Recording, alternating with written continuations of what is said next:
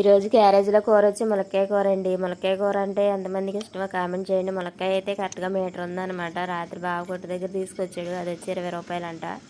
ఇంక నేనైతే ములక్కాయ పులుసు అయితే పెడదాం అనుకుంటున్నాను అనమాట.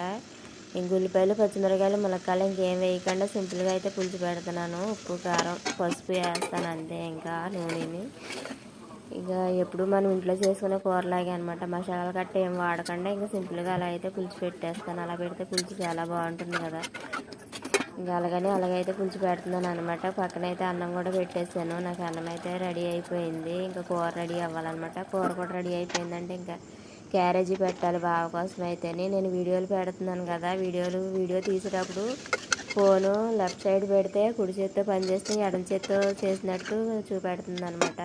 అది చాలామంది కామెంట్ పెడతా ఉన్నారనమాట. మీది ఎడమ చెయ్య ఏంటని అయితే నాకు కామెంట్ చేస్తున్నారు.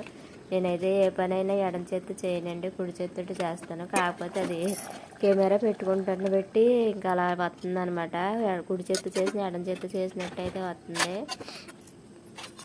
ఇంకా వీడియోలో అయితే నాకు కూర అయిపోయింది అనమాట. క్యారేజ్ అయితే పెట్టేసాను బావకి. ఇంకా టీ పెడుతున్నాను అనమాట. టీ పెట్టేసానంటే ఇంకా టీ తాగి బావ అయితే రెడీ అయిపోతాడు పనిలోకి వెళ్ళడానికి. ఇవాళ వీడియో నచ్చితే లైక్ చేయండి.